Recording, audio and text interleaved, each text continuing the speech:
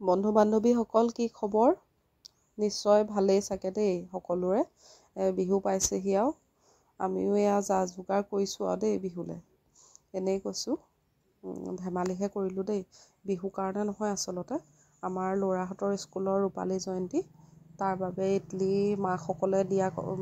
মাকসকলে মানে বিধে বিধে পিঠা পনা যোনে তোনে যি মন যায় তাকে দিব, আৰু মই আৰু নবৈ মিলি ইডলি দিম বুলি ক'লোঁ, সেইকাৰণে ইডলি বনাই আছোঁ।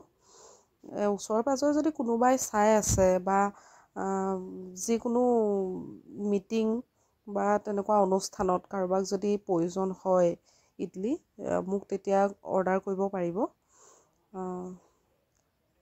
মই এনেকৈ অৰ্ডাৰ ল'ম বুলিও ভাবিছোঁ।